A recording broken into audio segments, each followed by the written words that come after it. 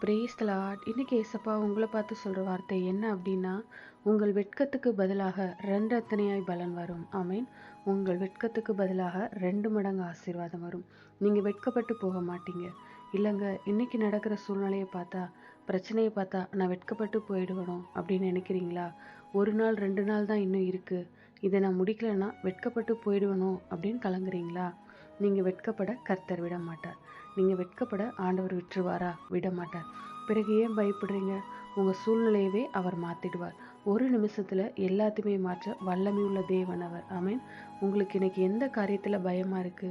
எந்த காரியத்துல வெட்கப்பட்டு போயிடுவோன்னு நினைக்கிறீங்களா? உங்க பிள்ளையுடைய காரியத்துல, உங்க வேலையில, உங்க பிஸ்னஸ்ல, உங்க ஃபேமிலியில, எந்த காரியமா இருந்தாலும் சரி, நீங்க வெட்கப்பட்டு போக கர்த்தர் விட மாட்டார். விசுவாசிக்கிறீங்களா? விசுவாசம்தான் எல்லாமே. நீங்க விசுவாசித்தீங்கன்னா அந்த விசுவாசத்தின்படியே கர்த்தர் உங்களுக்கு செய்வார். அதனால இந்த வார்த்தையை விசுவாசித்து அறிக்கையிடுங்க. நீங்க எந்த காரியத்துல வெட்கப்பட்டு போயிடுவணும் அப்படின்னு நினைக்கிறீங்களோ அந்த காரியத்துல ஒரு அற்புதம் நடப்பதை காண்பீங்க. உங்கள் வெட்கத்துக்கு பதிலாக 2 மடங்கு ஆசீர்வாதம் வரும். ஜெபிக்கலாமா?